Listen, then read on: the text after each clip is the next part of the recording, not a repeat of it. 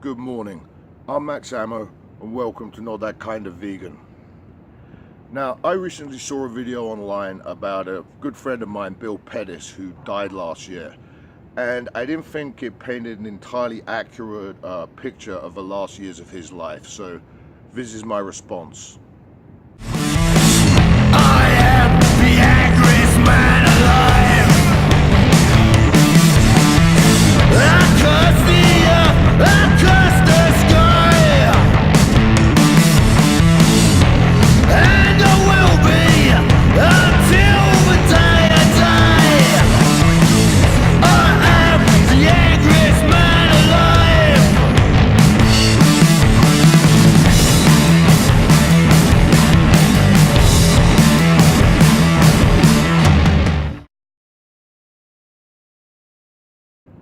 Now, I want to start off by saying this video is in no way an attack on Nick's strength and power. I like his videos, his channel. I think he makes great content.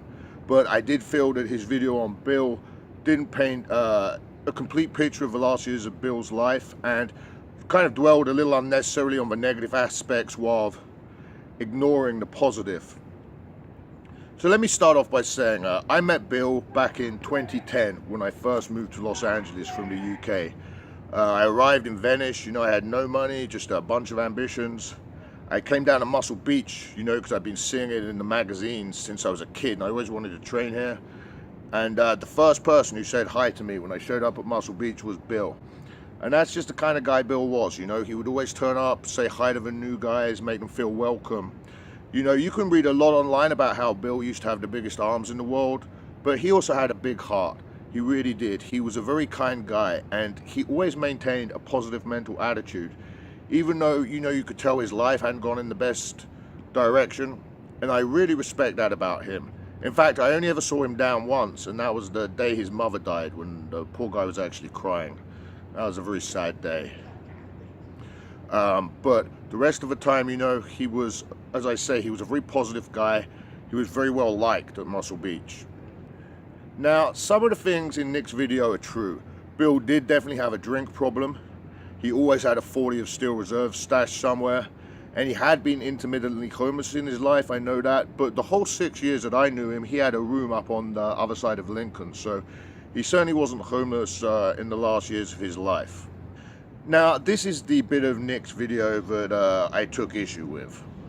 It's kind of a sad story that he ended up homeless. He ended up kind of crazy, according to some people. I mean, as you can see in some of the photos that I showed you guys, this guy was walking around Muscle Beach, fat and flabby and old in posing trunks. And this guy wore posing trunks 24/7, regardless of what setting he was in. So this guy probably had a few screws loose towards the end of his life. But it's a very sad story. He died at the age of 69. And again, they found him dead next to a creek in Pennsylvania. And all he had with him was that little black box with old black and white photos of him and Arnold. I mean, first, yeah, Bill was old and flabby, but he was in pretty good shape for a 69-year-old if you consider all the things his body had been through. And he still made the effort to come down here and work out every day, and that doesn't make him mentally ill. Okay, that doesn't make him crazy. And wearing red Speedos every day. Dude, this is Venice, right? We've got motherfuckers down here dressed as trees. We got motherfuckers down here riding rollerblades, playing the electric guitar. Wearing red Speedos every day in Venice does not make you crazy. And I talk to Bill every day.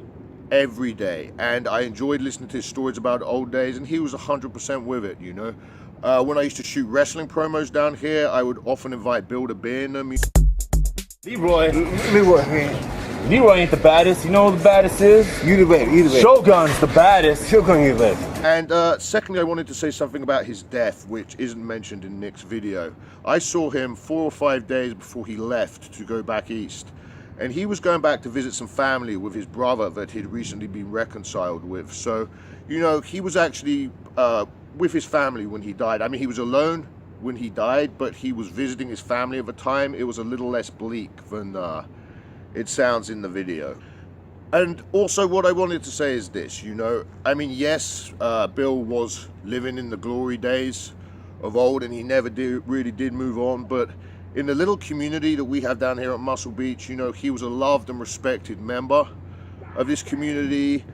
At his memorial, it wasn't just old timers. There were a lot of young guys there too, which I think is testament to the amount of people that Bill reached out to and touched during his life. So he has a positive legacy here in Venice, you know. I remember asking him one time, I said, Bill, what was it like having the biggest arms in the world? And he said to me, 40 eggs for breakfast, 40 eggs for dinner. Weren't no fun, English. Weren't no fun at all. I still miss you, Bill. Rest in peace. And that's all for me for this video. Thanks for watching.